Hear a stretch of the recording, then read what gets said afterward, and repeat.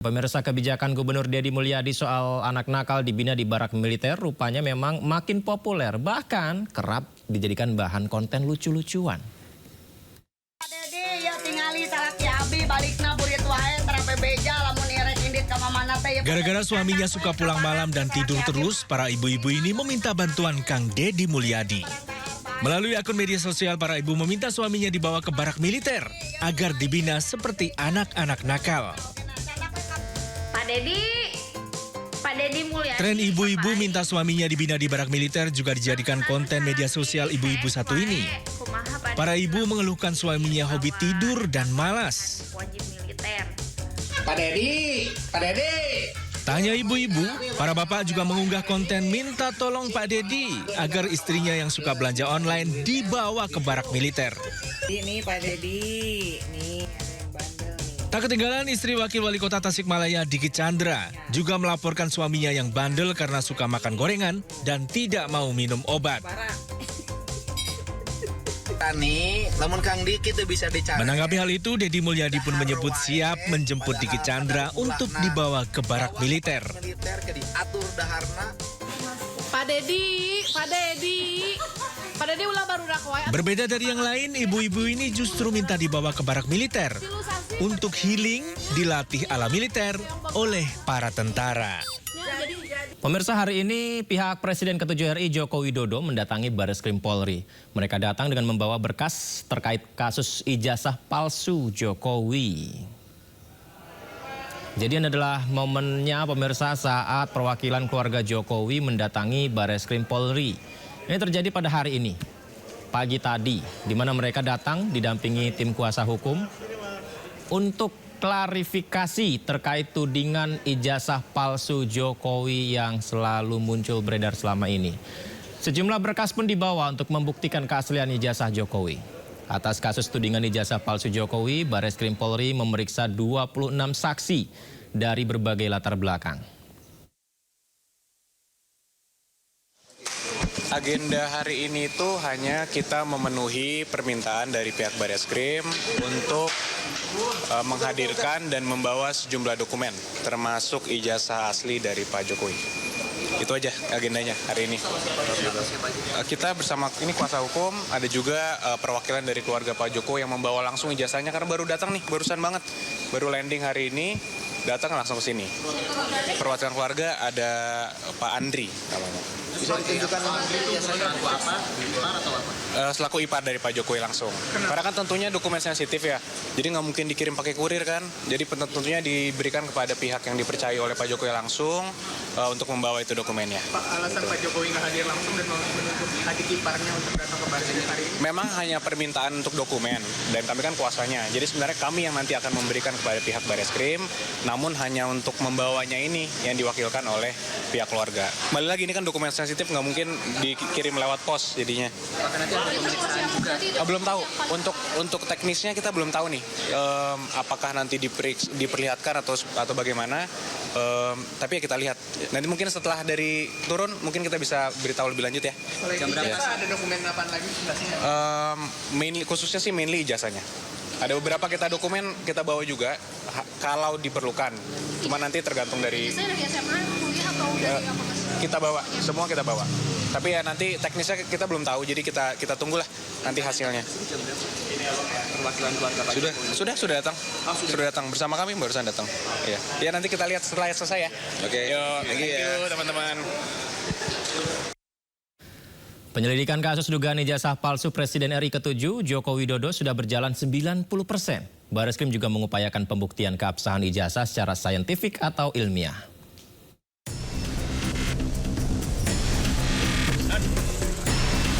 Direktur Tindak Pidana Umum Bareskrim Polri, Brigjen Pol Juhandani Raharjo Puro di Mapolresta Solo menyebut penyelidikan dilakukan usai adanya laporan dari Tim Pembela Ulama dan Aktivis atau TPUA yang diketuai oleh Egy Sujana. Proses penyelidikan sendiri sudah hampir rampung dan tinggal menunggu hasil uji lab sebagai penentu penyelidikan. Guna mendalami kasus ini, pihak Bareskrim melakukan pengujian terhadap foto maupun lembaran ijazah. Selain itu juga akan dilakukan pembuktian dokumen secara saintifik atau ilmiah melalui uji lab sedikitnya dengan membandingkan 7 dokumen.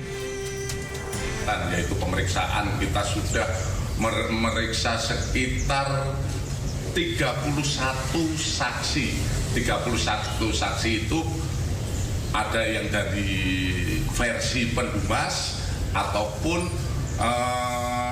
teman kuliah, teman SMA dan lain sebagainya yang kami adakan klarifikasi. Sebelumnya, Jokowi mengambil langkah hukum terhadap sejumlah pihak yang telah menuduh dirinya memiliki ijazah palsu.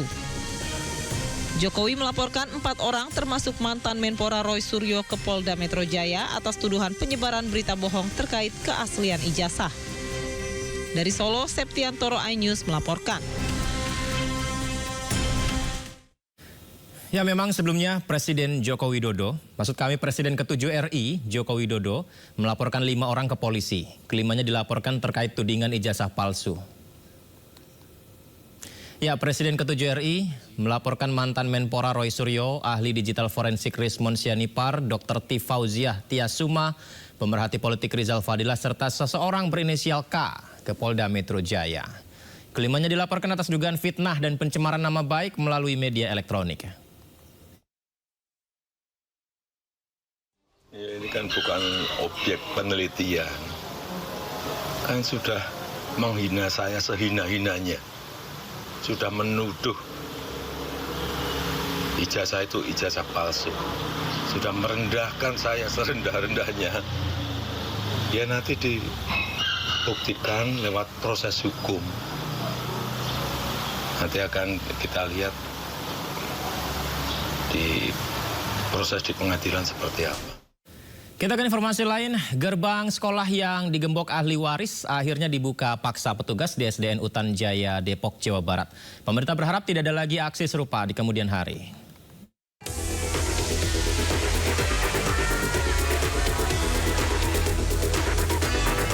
Dua hari digembok pihak yang mengaku ahli waris lahan.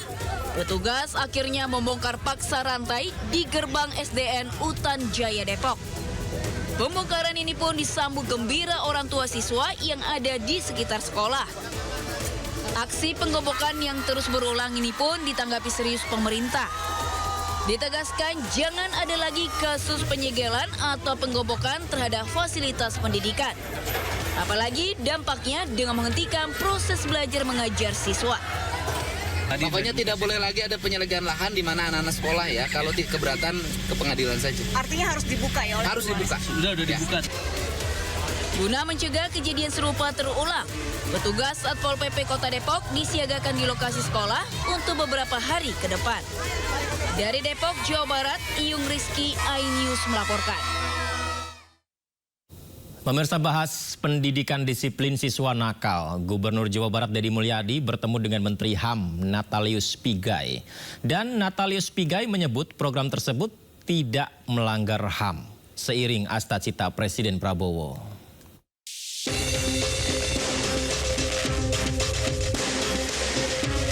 Menteri Hak Asasi Manusia Natalius Pigai mengapresiasi langkah Gubernur Jawa Barat Deddy Mulyadi yang menerapkan pendidikan disiplin siswa nakal di barak militer yang dibina oleh tentara.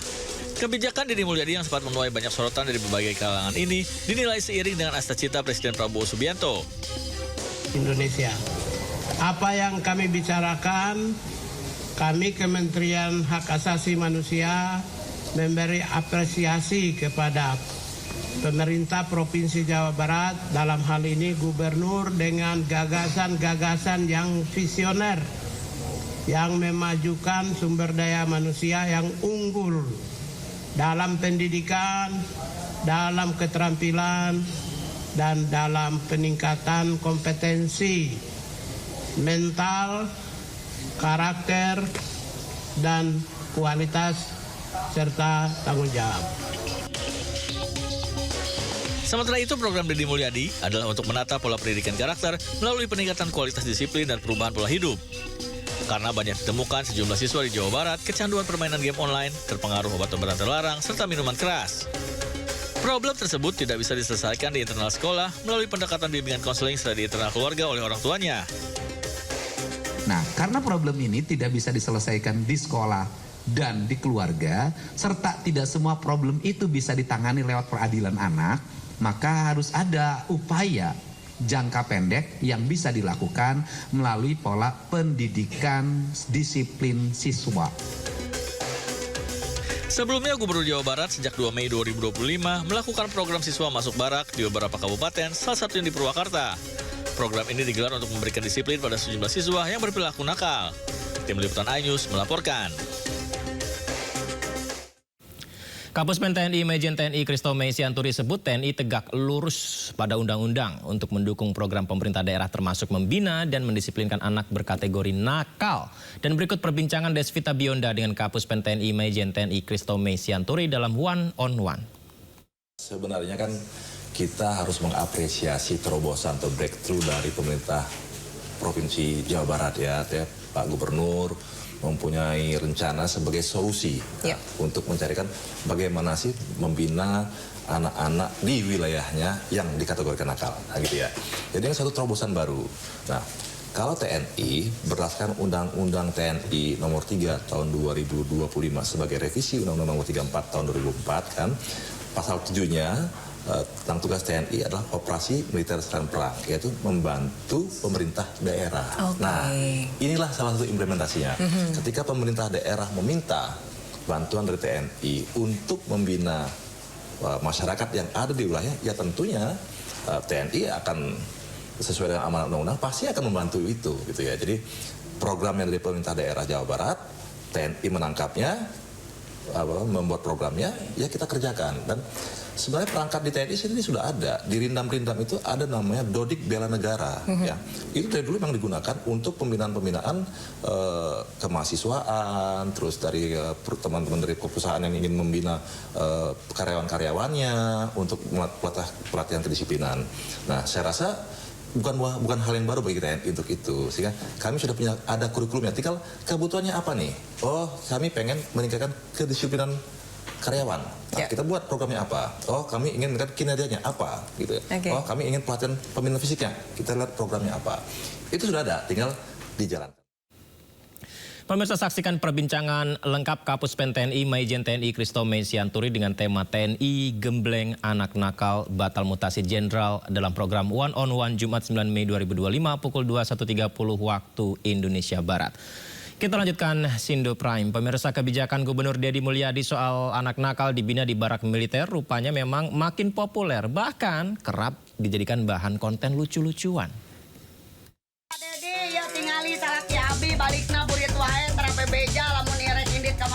Gara-gara suaminya suka pulang malam dan tidur terus, para ibu-ibu ini meminta bantuan Kang Deddy Mulyadi.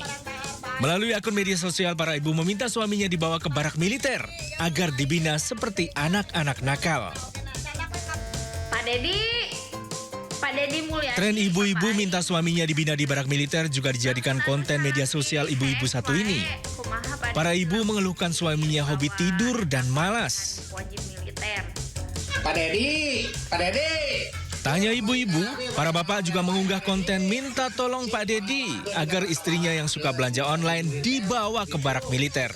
Ini Pak Deddy, nih ada yang bandel nih. Tak ketinggalan istri Wakil Wali Kota Tasikmalaya Diki Chandra juga melaporkan suaminya yang bandel karena suka makan gorengan dan tidak mau minum obat.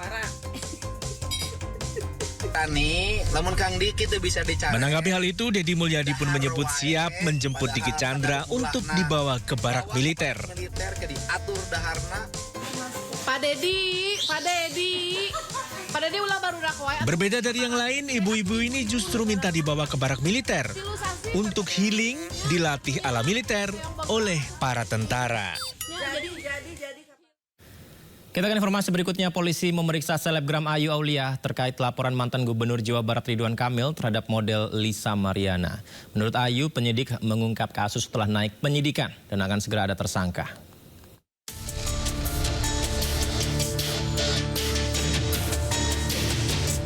Selebgram Ayu Aulia bersama kuasa hukumnya mendatangi Bareskrim Mabes Polri Kamis siang.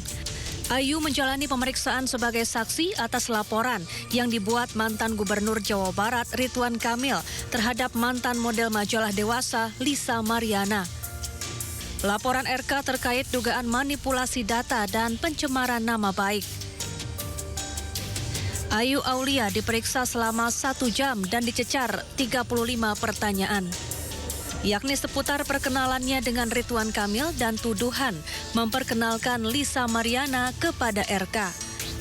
Ayu mengungkap kasus ini sudah naik ke tahap penyidikan dan polisi sudah mengantongi nama tersangka. Tentunya aku sebagai warga Indonesia yang baik pasti akan tegak lurus untuk membela kebenaran. Itu aja sih. Jadi sebenarnya aku tuh lagi di Singapura ya.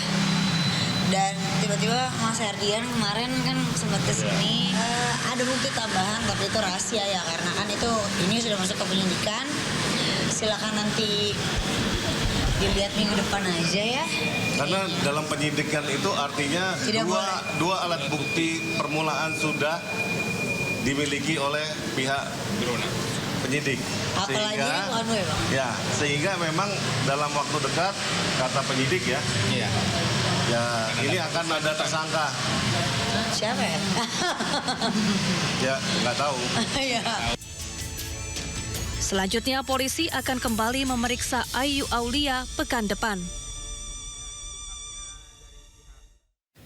Sebelumnya mantan Gubernur Jawa Barat Ridwan Kamil melaporkan Lisa Mariana ke Barreskrim Polri atas dugaan pencemaran nama baik. 2 pekan berselang Lisa Mariana menggugat Ridwan Kamil ke Pengadilan Negeri Bandung atas dugaan perbuatan melawan hukum.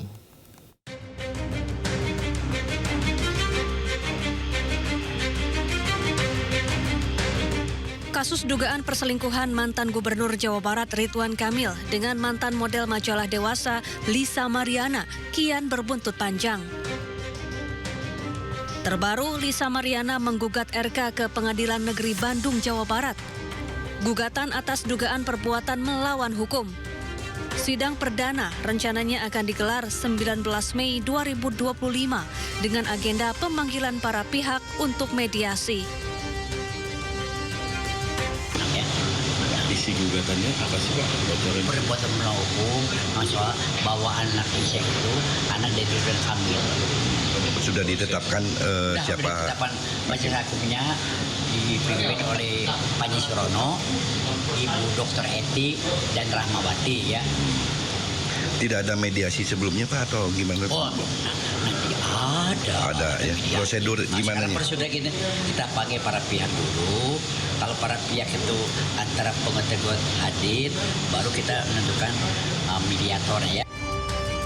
Sebelumnya, Ridwan Kamil melalui kuasa hukumnya melaporkan Lisa Mariana ke Barreskrim Polri.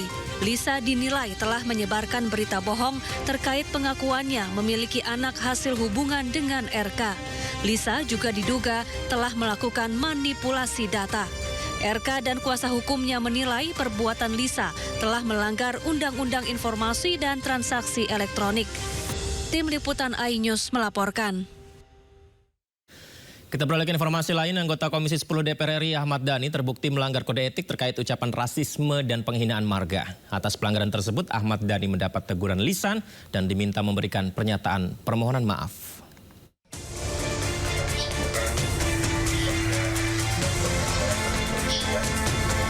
Sidang pelanggaran kode etik terhadap Ahmad Dhani digelar oleh Mahkamah Kehormatan Dewan DPR RI Rabu kemarin. Hasilnya, Ahmad Dhani terbukti melanggar kode etik mengenai pernyataan seksisnya saat rapat naturalisasi bersama Kemenpora dan penghinaan marga.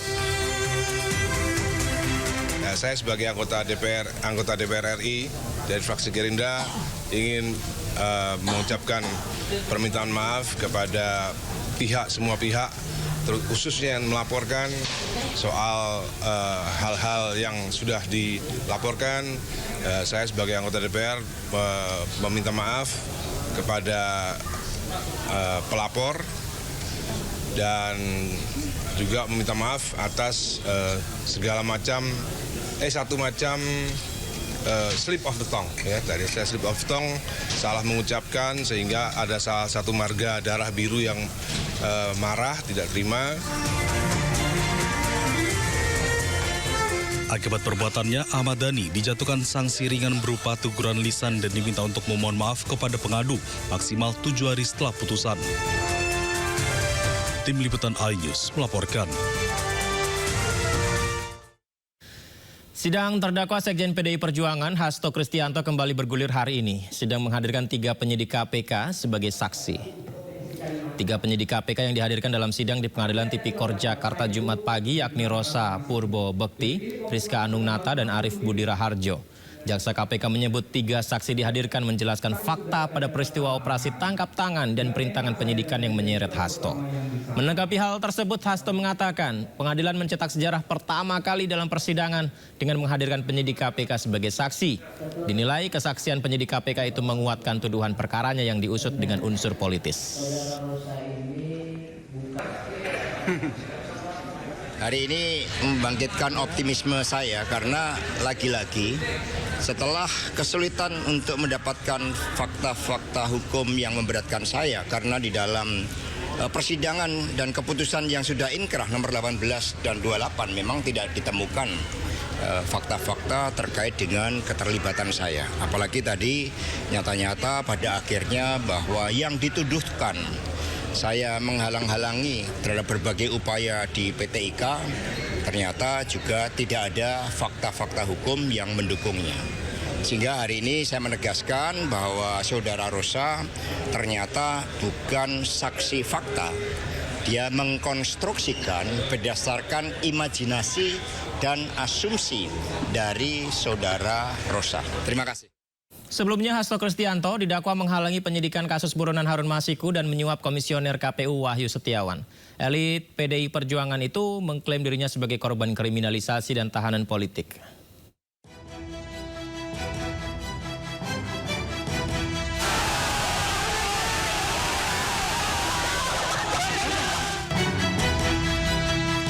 Tepat di malam Natal, 24 Desember 2025, KPK menetapkan Sekjen PDI Perjuangan Hasto Kristianto sebagai tersangka dalam kasus suap dan perintangan penyidikan. Hasto disebut menyuap komisioner KPU Wahyu Setiawan terkait pergantian antar waktu anggota DPR RI fraksi PDIP. Selain itu, Hasto juga diduga membantu buronan Harun Masiku melarikan diri dari perburuan KPK. Hasto disebut memerintahkan Harun Masiku menenggelamkan ponselnya ke dalam air dan bersembunyi di markas PDIP. Untuk melengkapi barang bukti, KPK juga menggeledah kediaman Hasto di Bekasi, Jawa Barat. Selain Hasto, KPK juga menetapkan staf Hasto yakni Doni Tri Istiqomah sebagai tersangka suap.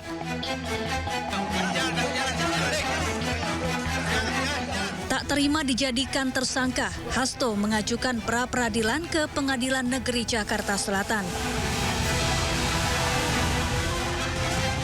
Namun hakim menolak pra-peradilan Hasto sehingga status tersangka Hasto tetap sah.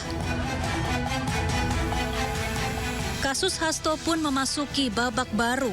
Kasusnya kini tengah bergulir di Pengadilan Tindak Pidana Korupsi Jakarta. Dalam dakwaannya, Jaksa KPK menyebut Hasto terbukti menghalangi penyidikan kasus Harun Masiku. Tim Liputan iNews melaporkan.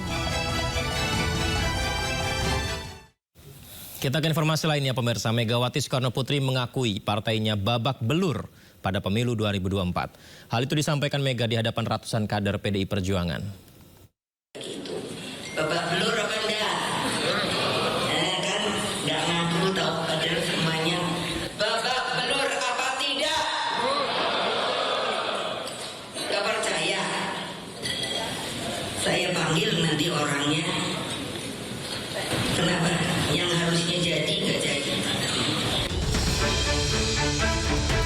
Ketua Umum PDI Perjuangan Megawati Soekarno Putri mengakui partainya babak belur pada pemilu 2024. Megawati menyentil para kadernya yang hadir di acara Trisakti Tourism Award pada Kamis malam.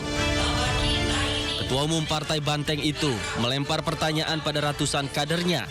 Apakah PDI Perjuangan babak belur pada pemilu 2024 yang lalu? Pertanyaan itu kemudian dijawab serentak oleh ratusan kader PDI Perjuangan yang hadir.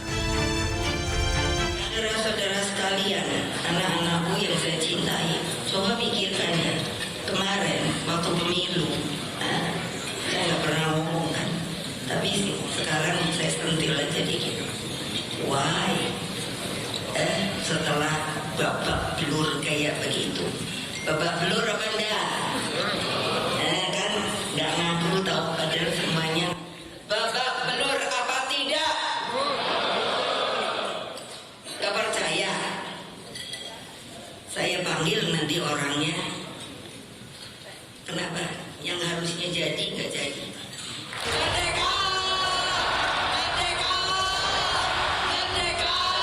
Di hadapan ratusan kadernya, Megawati mengatakan bisa melihat potensi keberhasilan kadernya sebagai calon pemimpin. Ia juga menyayangkan kadernya yang seharusnya bisa menang saat pemilu 2024 yang lalu, namun tidak jadi menang. Dari Jakarta, tim liputan iNews melaporkan. Pemirsa, pertemuan antara Presiden Prabowo Subianto dengan Megawati Soekarno Putri akan segera digelar. Pertemuan keduanya dikabarkan lantaran Prabowo kangen dengan nasi goreng buatan Megawati. Ya, Menteri Sekretaris Negara Prasetyo Hadi membenarkan rencana pertemuan antara Presiden Prabowo dengan Megawati.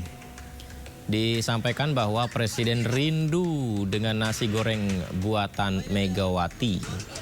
Kedua tokoh itu sebelumnya telah bersilaturahmi setelah 2,5 tahun tidak bertemu.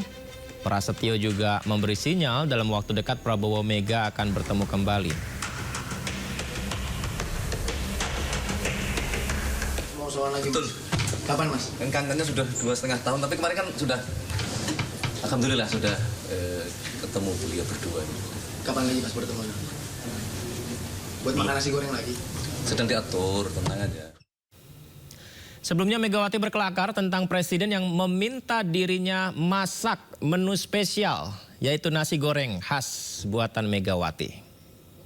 Saya jelek-jelek ini, kalau saya datang sebagai chef, pasti diterima. Betul lah. Itu gak bohong loh. Ya gimana aja loh, masa aku udah presiden kelima, udah gitu ketua umum KT, terus lu masakin, masak-masak, terus kasih kamu, ya enggak lah. Masa masakin buat kalian. Yang masih nanyain terus tuh tahu gak sobo? Rahasia ya. Siapa? Ayo. Presiden bolak-balik nanya, kapan aku dibikinin nasi goreng Mbak ya? Ayo Presiden sopo yuk. Ya, pemerintah akan membuka ruang pengaduan masyarakat melalui Satgas Terpadu Operasi Penanganan Premanisme dan Ormas Meresahkan. Satgas Premanisme dan Ormas dibentuk untuk mencegah gangguan investasi dan pemalakan. Pemerintah resmi membentuk Satuan Tugas Terpadu Operasi Penanganan Premanisme dan Ormas guna menangani berbagai aktivitas yang mengganggu ketertiban umum dan menghambat iklim investasi. Mendagri Tito Karnavian menyebut jika ormas melakukan aksi tindak pidana, maka polisi yang akan langsung menindak. Satgas Premanisme ini dibentuk untuk menegakkan aturan yang sebenarnya sudah ada. Pemerintah berkomitmen tidak akan memberikan toleransi terhadap ormas yang bertindak di luar batas hukum, memaksakan kehendak dengan kekerasan, atau merusak tatanan sosial. Konfirmasi soal Satgas Premanisme, Pak. Jadi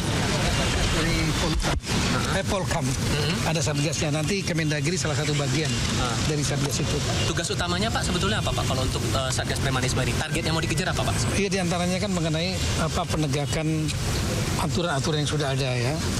Sebetulnya dalam aturan-aturan itu mengenai keormasan, kan ada yang badan hukum, ada yang terdaftar, ada yang tidak terdaftar. Nah, kalau yang badan hukum terdaftar itu yang melakukan penindakan adalah kalau ada terjadi pelanggaran hukum, itu adalah dari Kementerian Hukum. Ya, karena yang memberikan izin badan hukum itu adalah Kementerian Hukum. Kalau yang ormas yang tidak berbadan hukum tapi terdaftar di Kementerian Negeri, maka yang melakukan tindakan sanksi administratif kalau ada pelanggaran itu adalah dari Kementerian Dalam Negeri. Kalau sanksinya pelanggaran pidana, otomatis yang menegakkan adalah dari penegak hukum, ya, kepolisian terutama. Jadi Satgas ini lebih utamanya adalah bagaimana menegakkan aturan-aturan yang sudah ada Jadi siapa yang berbuat apa? Sekali lagi, yang kalau pidana ya otomatis penegak hukum kepolisian. Kalau yang berbadan hukum dari Kementerian Hukum. Kemudian kalau yang terdaftar di Kementerian Negeri, otomatis dari Kementerian Negeri. Salah satu sanksinya adalah membuat surat untuk melepaskan status keterdaftarannya. Apa resikonya ya ormas-ormas yang tidak terdaftar, yang dinyatakan tidak terdaftar ini tidak mendapatkan pelayanan fasilitas pemerintah. Sementara itu, Menteri Sekretaris Negara Prasetyo Hadi pemirsa menyatakan pemerintah termasuk Presiden Prabowo Subianto resah terhadap aksi premanisme yang mengatasnamakan ormas. Hal itu menciptakan iklim yang kurang kondusif di kalangan pengusaha.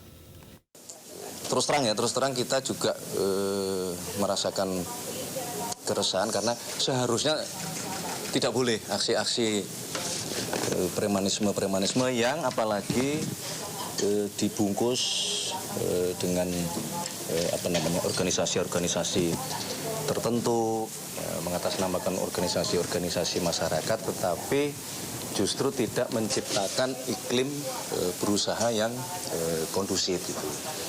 Jadi Pak Presiden, pemerintah betul-betul resah dan beberapa hari yang lalu beliau berkoordinasi dengan Jaksa Agung, berkoordinasi dengan Pak Kapolri untuk mencari jalan keluar terhadap terutama pembinaan terhadap teman-teman ormas supaya tidak mengganggu.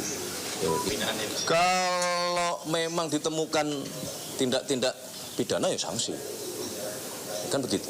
Apalagi kalau sampai tingkat tindak pidananya ya dianggap itu sudah tidak bisa ditoleransi, dia tidak menutup kemungkinan juga. Kan harus kita evaluasi kan gitu. Pemirsa, ketika ormas menjelma jadi ancaman nyata, negara pun mengambil langkah tegas demi tertib tetap terjaga. Premanisme tak bisa dibiarkan merajalela karena hukum harus berdiri tanpa celah.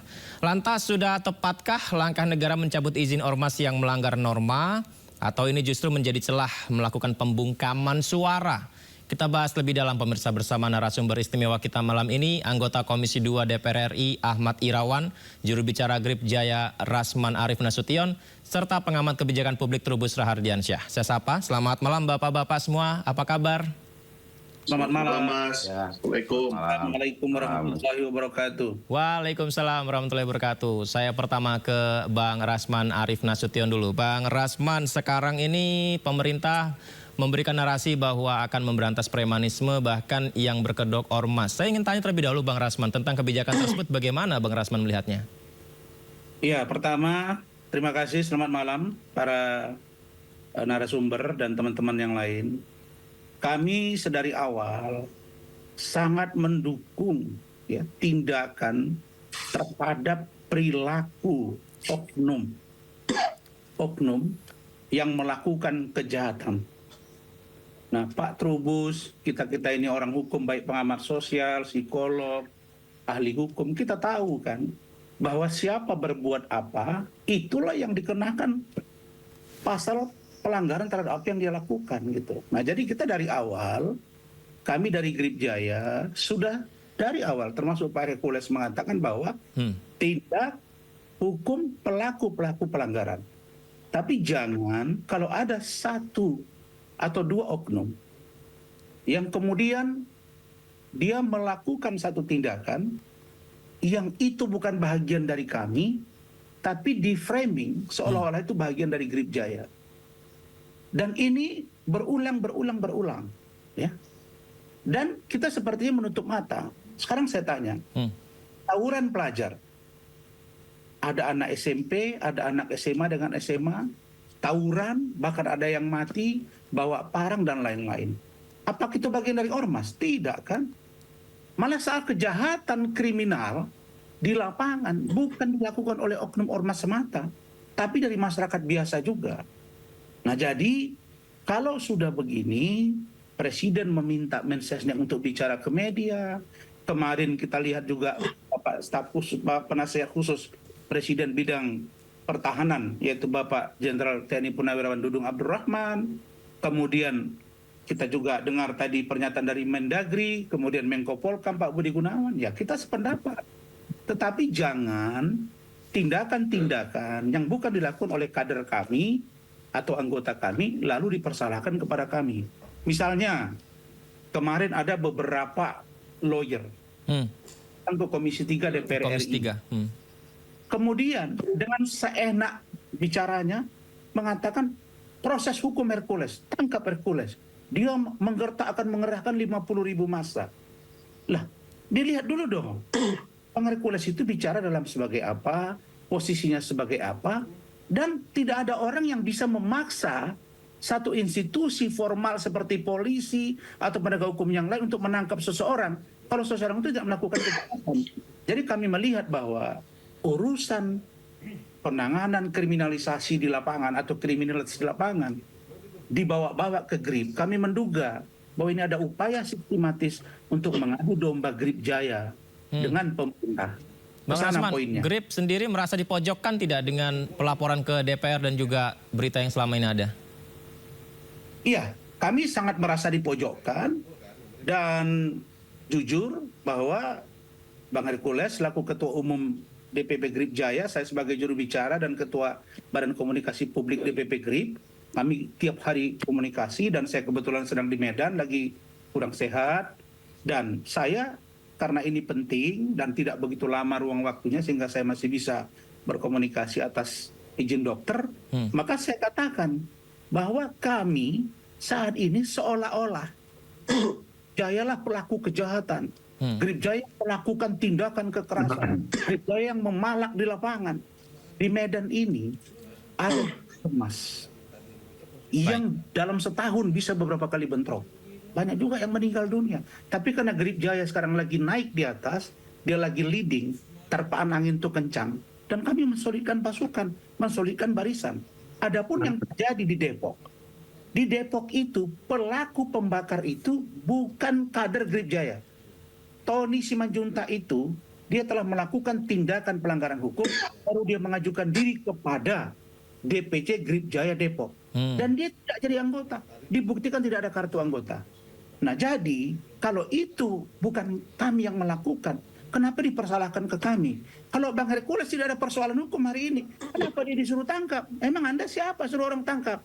Ini loh, jadi maksud saya, kita kalau memang ingin pemberantasan kriminalisasi di lapangan atau kriminalisasi lapangan, maka silakan. Bahkan Pak Hercules telah menghubungi Pak Kapolda Metro Jaya di depan saya. Lalu beliau beritahu Pak Kapolda, jika ada kader GRIP di lapangan yang melakukan kejahatan, pelanggaran, tembak kakinya. Kalau itu sesuai dengan SOP Polri. Tanggapan dari kami GRIP. Baik, saya minta tanggapannya Bang Ahmad Irawan. Bagaimana Bang Ahmad? Silakan. Yang pertama begini yang saya ingin sampaikan bahwa sebenarnya aktifnya masyarakat kita di dalam suatu organisasi masyarakat itu sebenarnya bagian dari penggunaan hak konstitusionalnya untuk memajukan baik secara individu maupun secara kolektif. Jadi hak berserikat dan berkumpul itu dijamin oleh negara, itu yang paling prinsip. Yang kedua memang ada satu fenomena terakhir ini bahwa banyak rekaman-rekaman ya atau video-video atau tontonan yang mempertontonkan beberapa individu atau oknum yang kebetulan juga menggunakan baju yang identik dengan ormas itu melakukan tindakan-tindakan atau perbuatan-perbuatan yang sifatnya kekerasan, intimidatif atau pemaksaan gitu. Itulah yang kemudian sebenarnya menjadi tugas pemerintah untuk kemudian melakukan pengawasan atau kemudian pihak penegak hukum untuk melakukan penyelidikan. Apakah kemudian oknum-oknum tersebut yang juga kebetulan menggunakan seragam ormas tersebut ada kaitannya dengan aktivitas ormas gitu. Karena memang kita juga atau pemerintah juga memiliki pekerjaan yang berat ya untuk kemudian membedakan mana yang kemudian itu perbuatan oknum ormas dari perbuatan oknum ormas tersebut atau kemudian memang ada sesuatu perintah yang sifatnya terstruktur gitu untuk melakukan perbuatan-perbuatan yang dikategorikan melawan hukum tadi. Itu yang kedua. Nah, yang ketiga yang penting juga sebenarnya selain yang disampaikan oleh Mendagri kaitannya dengan pencabutan surat keterangan terdaftar, itu adalah penertiban terhadap ormas-ormas yang penggunaan seragamnya itu identik dengan penegak hukum atau identik dengan seragam-seragam militer gitu. Itu menurut saya juga harus harus ditertibkan oleh Mendagri atau sebelum ditertibkan juga, atau dibuat satu regulasi terkait dengan ormas, terkait dengan seragam ormas tersebut, karena banyak sekali ormas-ormas kita menggunakan seragam-seragam yang menyerupai seragam militer gitu. Itu yang ketiga. Yang keempat ya tentu bahwa apa yang disampaikan oleh Mendagri telah sesuai dengan kapasitas dan kewenangannya untuk kemudian memberikan sanksi administratif berupa baik itu teguran tertulis maupun pencabutan surat keterangan terdaftar tadi tersebut. Jadi saya kira 4 hal itu yang paling pokok kaitannya dengan fenomena ormas ini. Baik. Hingga tentang seragam menyerupai militer juga dikritisi. Bang Rasman, tanggapannya Bang? Gini Pak Irawan ya, anggota DPR RI Komisi 3. Kebetulan memang DPR RI, saya dulu pernah DPRD. Begini, saya ingin sampaikan bahwa kalau itu bajunya ala-ala militer, saya kira kalau itu kita bahas sekarang terlambat itu. Terlambat. Sejak saya lahir ke dunia ini, saya masuk SD, SMP, SMA, yang namanya FKPPI, yang namanya Pemuda Pancasila, yang namanya Pemuda Pancamarga, ya, yang namanya juga sekarang kalau saya mau jujur, ya katakanlah organisasi lain, bahkan Satgas PDI Perjuangan pakai baret merah juga. Itulah pemicunya kemarin, sehingga Bang Hercules itu bicara bahwa tolong dong, jangan saat ini kita mempermasalahkan. Yang kita permasalahkan sekarang apa? Bajunya kah atau perbuatannya? Apakah orang yang memakai topi ala-ala militer, baret merah, lalu kemudian kita anggap penjahat? Atau ada nggak yang kita lihat bahwa orang yang pakai lobe, pakai peci, ustadz, orang alim tapi bandit juga? Ada nggak pendeta yang juga melakukan tindakan kejahatan? Ada. Artinya masalah kejahatan bukan pada baju, bukan pada warna, tapi pada perbuatan. Nah, karena itu menertibkannya sekarang adalah perbuatannya. Nah, maka fungsi Departemen Dalam Negeri adalah fungsi pembinaan. Fungsi dari Kementerian Hukum dan HAM, dulu Kumham, sekarang Kementerian Hukum, mereka yang mengeluarkan terdaftar di AHU, Administrasi Hukum Umum. Kita semua harus sepakat bahwa pendekatan yang dilakukan adalah harus persuasif. Karena apa? Karena kalau kita mau jujur, bahwa ormaslah yang menampung orang-orang yang tidak punya pekerjaan. Apakah Pemuda Pancasila, apakah Grip Jaya, dan lain-lain. Saya mau tanya, orang yang keluar dari penjara, siapa yang nampung mereka? Tidak ada, karena tidak ada pembinaan. Orang keluar dari penjara tidak ada.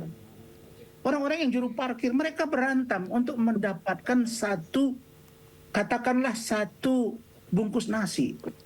Seberapa besarkah kejahatan yang merugikan negara akibat perbuatan ormas-ormas jalanan ini? Atau maaf, oleh oknum-oknum pelaku kejahatan di jalanan ini dibandingkan dengan orang-orang yang melakukan kejahatan berdasi. Yang saya sebut dengan preman berdasi dengan preman jalanan. Tapi, kalaupun kejahatan dilakukan sekecil apapun, tetaplah kejahatan. Kami minta itu ditindak. Tapi jangan berubah mindset kita. Mindset kita sekarang pada perilaku, attitude. Kalau itu, lakukan pembinaan. Jangan lakukan pembinasaan. Kenapa? Karena bayangkan ya, kalau seluruh ormas besok bereaksi, pemerintah salah dalam melakukan pendekatan terhadap yang namanya, katakanlah penangkapan, pembubaran, atau sanksi administrasi dan lain-lain. Kalau ini bereaksi, ini akan sulit gitu. Karena terdaftar, sebentar, karena yang terdaftar, supaya Pak Irawan tahu, 554.000 lebih ormas terdaftar di Indonesia. 151.000 itu ada di badan hukum yang artinya berbadan hukum. Kira-kira begitu. Jadi kalau kami tidak ada masalah, tapi jangan berubah mindset kita. Jangan proses pada bajunya, tapi proseslah pada tindakannya. Silakan Pak Irawan. Silakan Pak Irawan. Rasman, jadi begini, kalau kaitannya dengan tindakan kekerasan, terus perbuatan-perbuatan yang dianggap dan diduga itu mengganggu ketentraman umum atau perusakan fasilitas-fasilitas umum, fasilitas sosial, khususnya seperti yang terjadi di Depok, kendaraan operasional polisi atau penegak hukum, itu kita sudah sampai pada satu tahapan bahwa kita bersepakat kaitannya dari itu bahwa dilakukan penegakan hukum terhadap oknum dari ormas tersebut. Itu sesuatu yang clear gitu, baik dan itu kita undang-undang hukum pidana kita maupun undang-undang ormas kita itu telah mengatur yang demikian. Namun juga saya tadi juga mengingatkan kepada pemerintah bahwa kita harus bisa memeriksa dan bisa membedakan mana yang kemudian memang itu perbuatan oknum atau kemudian memang mendapatkan arahan secara terstruktur dari organisasi masyarakat tersebut. Itu yang karena kita juga harus mencegah, harus mengingatkan kepada pemerintah jangan sampai kemudian menyamaratakan atau kemudian tidak hati-hati dalam pencabutan surat keterangan terdaftar ormas tersebut yang dilakukan oleh Mendagri atau kemudian dilakukan oleh Kementerian Hukum dan HAM atau Kementerian Hukum sekarang yang sesuai dengan nomenklatur yang digunakan. Namun kemudian memang saya tadi menyampaikan terkait dengan seragam tersebut. Memang udah lama Pak, seperti FKPPI dan lain-lain. Cuma memang ini perlu juga menjadi bagian dari sesuatu yang perlu diatur Pak, kaitannya dengan penggunaan baret, pangkat-pangkat dan sejenisnya tersebut. Karena ini membuat masyarakat kita nggak nyaman gitu terkaitannya dengan hal tersebut, sehingga menurut saya memang Kemendagri perlu untuk mengatur terkait dengan seragam ormas. Jadi itu sebagai tambahan lah dari apa yang harus dilakukan oleh Kemendagri. Begitu Pak. Baik, Bang Irawan, Bang Rasman, dan Pak Trubus, ini ngomong-ngomong soal seragam, saya juga penasaran mengenai seragam di Ormas. Kita akan simak ya, ini juga ada tanggapan dari sejumlah purnawirawan TNI, termasuk mantan Gubernur Jakarta Sutiyoso yang menyoroti juga soal seragam di Ormas. Berikut ini. Mendukung ya. Pak Tito Mendagri mau merevisi undang-undang ormas ini ya. Bukan tingkah laku mereka saja yang harus dievaluasi ya, tetapi juga cara berpakaian gitu. Saya itu tidak nyaman ya melihat ormas-ormas berpakaian yang terkesan lebih tentara dari tentara gitu kan. Baik, kita lanjutkan dialog kita. Saya ke Pak Trubus dulu sebelum ke Bang Rasman dan Bang Irawan kembali. Pak Trubus, ngomong-ngomong soal seragam ini, apakah memang lebih kepada kecenderungan meresahkannya melihat ormas menggunakan seragam ala militer seperti itu, atau sebenarnya ya bebas-bebas saja, boleh-boleh saja, Pak Trubus? Iya, kalau dari sisi kebijakan publik kan sebenarnya bisa dilihat dua itu Mas. Satu dari sisi preventifnya. Kalau dilihat dari preventifnya kan selama ini memang pemerintah tidak pernah mengatur mengenai itu. Jadi orang bebas saja menggunakan ormas itu kan macam-macam, mau menggunakan seragam apapun diperbolehkan karena memang tidak ada undang-undang yang melarang itu gitu loh. Jadi nggak ada kebijakan regulasi seperti itu. Dulu ada juga yang menggunakan baju koko misalnya, ada yang pakai ini, dan itu kan semuanya terserah kepada masing-masing ormas gitu ya. Nah, kedua terkait dengan preventif juga adalah bagaimana kemudian pemerintah itu melakukan mapping. Jadi mapping sosial dulu terhadap ada 550 lebih itu kan ormas-ormas itu agar tidak ada kesan perilaku diskriminatif. Karena kalau sudah perilaku diskriminatif nanti kesan yang muncul adalah kriminalisasi dan sebagainya. Dan pemerintah nanti pada ujungnya adalah pihak yang dirugikan. Karena apa? Gimana pun juga ormas itu fungsinya juga sangat besar. Artinya sebagai mitra publik, mitra masyarakat selama ini sudah banyak istilahnya tetesan keringat yang sudah diberikan kepada masyarakat, dan masyarakat juga menikmati manfaat itu gitu loh. Jadi adanya ormas itu. Nah, yang ketiga terkait dengan preventif juga, memang pemerintah sendiri selama ini kan pengawasan pengaktifan juga tidak banyak dilakukan secara optimal gitu. Misalnya kalau ini kan selama ini Kemendagri di bawahnya kan ada itu direktorat mengenai ormas. Sementara di tingkat daerah ada namanya Kesbangpol. Nah, Kesbangpol itu kan yang harusnya melakukan pendataan, pengawasan secara baik, melakukan pembinaan di tingkat daerah misalnya. Kebetulan untuk daerah-daerah yang seperti Jawa Timur itu paling banyak kan, dari Jawa Timur, Jawa Barat, Jawa Tengah, dan DKI Jakarta yang terakhir. Nah, itu adalah harusnya ada semacam laporan-laporan setiap tahunnya seperti apa ormas-ormas itu yang dilakukan. Kalau misalnya ormas itu istilahnya tidak berkiprah, tidak bergiat kaitannya sesuai dengan visi misi ataupun juga ketentuan-ketentuan yang sudah ditetapkan, ya berarti harus ada langkah-langkah. Tentu langkahnya lebih banyak ke pembinaan kan, artinya karena itu Kemendagri. Nah, yang lainnya adalah kalau kita beli sorotan terkait dengan penindakan. Nah, sifatnya kuratif kan itu penindakan. Nah, kalau penindakan itu memang itu yang sudah ada kategori pelanggaran hukum gitu lah. Itu sehingga ada penegakan hukum. Karena apa? Karena memang di Undang-Undang Ormas di pasal 59 kan sudah dijelaskan itu larangan-larangannya. Kalau misalnya melakukan yang kaitan dengan mengganggu ketertiban umum misalnya seperti itu. Nah, terkait dengan itu semua, maka sebenarnya perdebatan kalau kemudian kita istilahnya memojokkan salah satu terkait dengan baju ataupun dengan seragam. Nah, ini memang hal-hal yang menurut saya perlu dirumuskan ulang gitu loh, sehingga tidak menimbulkan kesan pemerintah ini kemudian setelah rame karena lemahnya pemerintah sendiri kemudian sekarang dibebankan kepada ormas-ormas itu yang begitu banyak dengan menggunakan alasan seragam, alasan kemudian perilaku-perilakunya yang dikait-kaitkan. Yang kedua menurut saya memang kan bisa saja di lapangan itu banyak hal terjadi, artinya bisa saja ono melakukan. Di kita kalangan saya dosen pun di kalangan mahasiswa juga banyak sengaja demo ada orang mengaku mahasiswa yang seragamnya sama padahal dia bukan mahasiswa di situ. Itu kan hal yang selalu terjadi seperti itu ketika melakukan hal-hal yang istilahnya berkumpul ke publik lah. Nah, ini kan tugas daripada pemerintah juga artinya atau ormas itu sendiri mengenai KTA atau kartu atau keanggotaannya yang jelas ini memang bagiannya atau bukan gitu. Memang hal kemudian terjadi Mas dalam hal ini sehingga menurut saya memang perlu kehati-hatian lah dalam hal ini untuk menentukan karena begitu banyak juga nggak 1-2 ormas yang bermanfaat untuk masyarakat kan banyak jumlahnya dan itu lebih kepada bagaimana kemudian pemerintah melakukan evaluasi yang terakhir itu ya. Jadi evaluasi selama ini kebijakan evaluasi juga sangat minim Mas.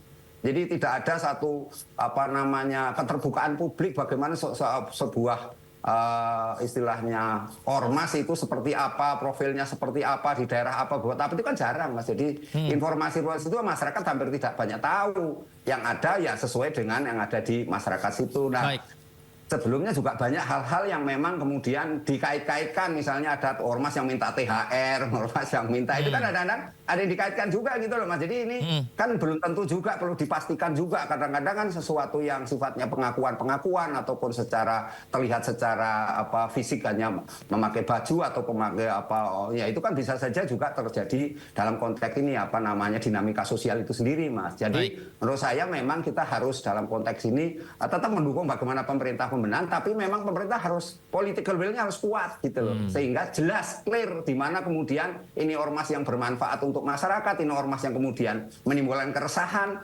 Nah, kalau keresahan ya memang dibina, tugasnya pemerintah itu membina kan, nggak mungkin pemerintah membinasakan sesuatu yang mulai sudah ada kan gitu. Jadi yang tidak berjalan kegiatannya Mas yang harus juga dievaluasi. Itu penting. Baik, Bang Rasman tanggapannya silakan Bang Rasman. Ya, saya kira Pak Trubus ini kan sahabat saya ini dulu sama-sama di KAI ya Pak Trubus. Betul ya. Jadi begini, saya kira apa yang disampaikan Pak Trubus itu sangat logik ya. Logik. Karena dalam filosofi hukum begini, lex naminem sibit it impossibilia. Tidak mungkin kalian memaksakan satu kejahatan kepada orang yang tidak melakukannya. Jadi jangan paksakan bahwa perbuatan dari warga negara melakukan tindakan preman jalanan, kemudian diseret-seret ke grip. Kan kami sudah inventarisasi. Apa yang disampaikan oleh Bung Irawan tadi dari Komisi 2 DPR RI, karena itu bidang pemerintahan, maka kita harus secara spesifik melihat tindakan perilaku contoh Depok. Kami sudah bilang bahwa itu bukan kader kami, bahwa itu bukan anggota kami. Lah diseret-seret sampai ke Komisi 3 DPR RI ngomong bahwa tangkap Hercules, periksa Hercules. Lah, harusnya Komisi 3 juga ngomong, bos, kita menganut sistem trias politika, eksekutif, legislatif, yudikatif, masing-masing tidak boleh overlap. Tapi itu malah dibiarkan gitu. Nah, jadi kami takut orang-orang seperti ini memicu. Secara jujur kami katakan bahwa Ketua Umum Pak Hercules sudah memberitahu diinstruksikan kepada seluruh kader untuk menahan diri. Tapi kalau ini dipancing, kemudian muncul kerusuhan, jangan kami yang disalahkan. Kenapa? Secara logika yang disampaikan oleh Pak Trubus tadi, misalnya Indonesia dengan 285 juta penduduk, dengan 480.000 polisi, apakah sudah layak polisi Indonesia dengan jumlah penduduk? Jawabnya no. Yang ideal itu menurut penelitian 50 penduduk, 1 polisi. Jepang seperti itu. Indonesia 1000 penduduk, 1 polisi. Bagaimana seorang polisi bisa menghadapi 1000 orang? Babak belur dia. Sama Disitulah dengan fungsi ormas ya, Bang. Hah? Disitulah fungsi ormas ya.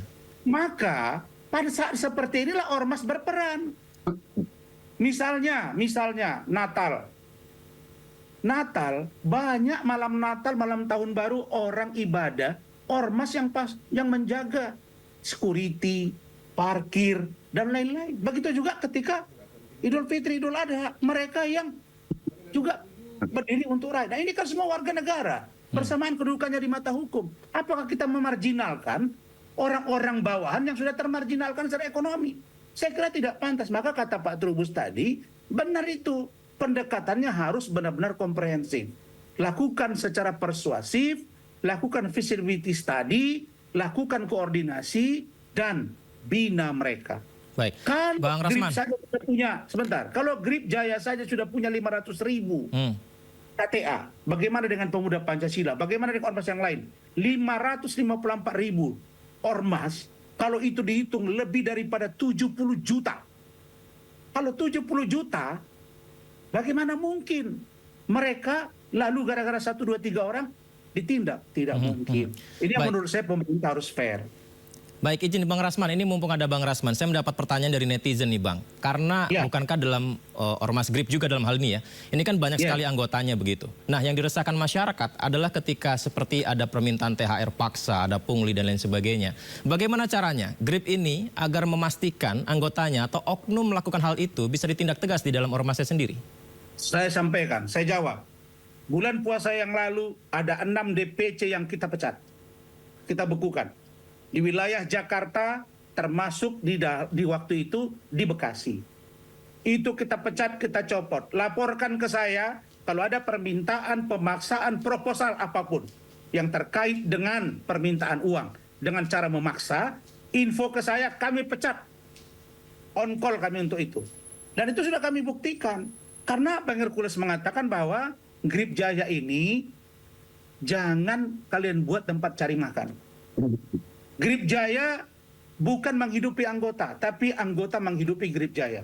Nah, tentulah kalau ada di lapangan persahabatan, perkawanan, misalnya ada tokoh Grip yang bertemu dengan si Anu, pengusaha dibantu dengan kemauan sendiri loh, tidak ada masalah di situ kan.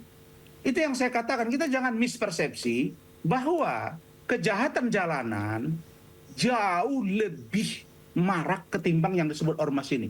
Dan kami heran, kenapa kok Grip. Saya mau buka data saja. 3 tahun yang lalu, di sini ada beberapa orang mati antar ormas di Medan ini. Bagaimana juga di daerah lain? Tidak terungkap itu. Baru-baru ini juga ada di daerah Cilincing.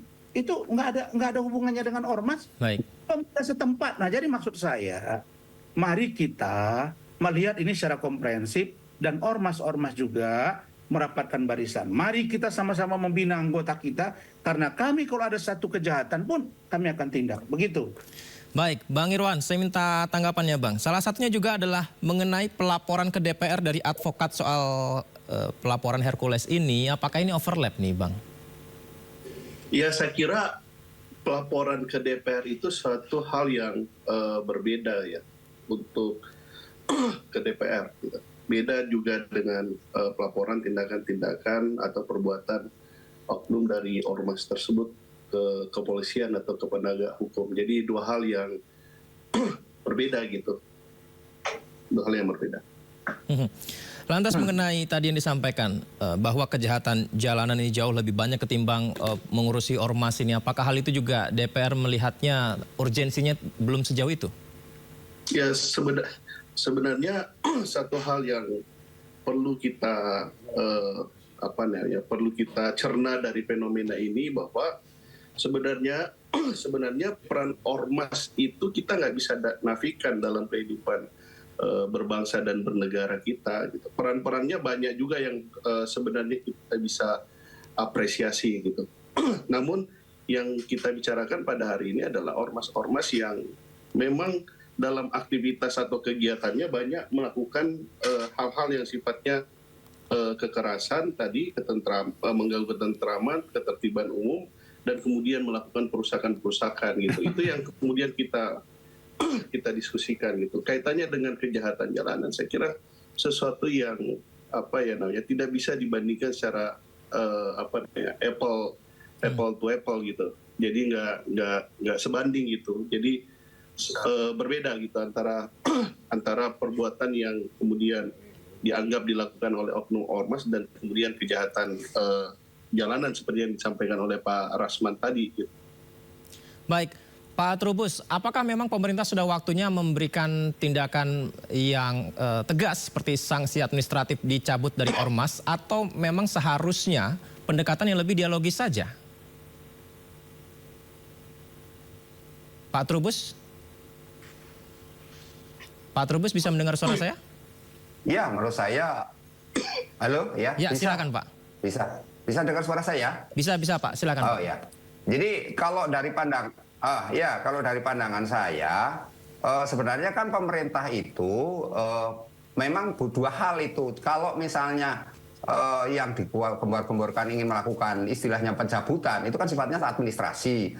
Ya tinggal dicabut itu pengertiannya harus ada kriteria-kriteria dulu, karena kan semua memang kewenangan ada di tangan pemerintah, bukan melalui pihak peradilan atau apapun gitu ya. Tapi itu memang wewenang pemerintah, karena itu konteksnya konteks pembinaan sebenarnya.